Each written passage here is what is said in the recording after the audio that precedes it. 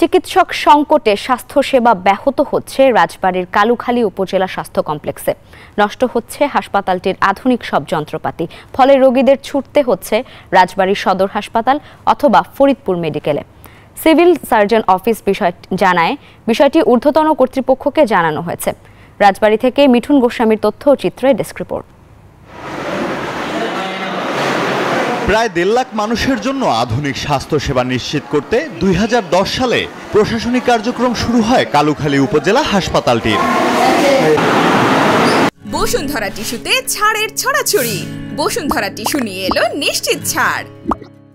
শুরু থেকেই চিকিৎসক সংকটের কারণে আধুনিক স্বাস্থ্যসেবা থেকে বঞ্চিত হচ্ছে উপজেলাবাসী। ছোটখাটো সমস্যা হলেই ছুটতে হয় রাজবাড়ী সদর হাসপাতাল অথবা ফরিদপুর মেডিকেল কলেজ হাসপাতালে।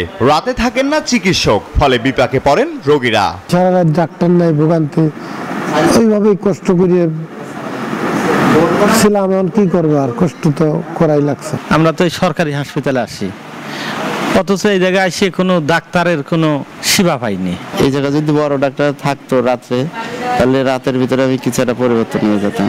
সংকটের কারণে চিকিৎসা দিতে হিমশিম খেতে হচ্ছে বলে জানালেন এই চিকিৎসক।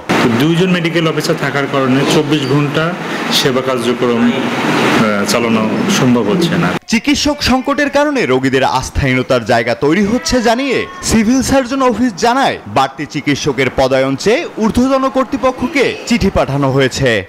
আমরা অলরেডি চিঠি পাঠাচ্ছি, আমরা অধিদপ্তরে চিঠি পাঠানোর যোগাযোগ করা হচ্ছে।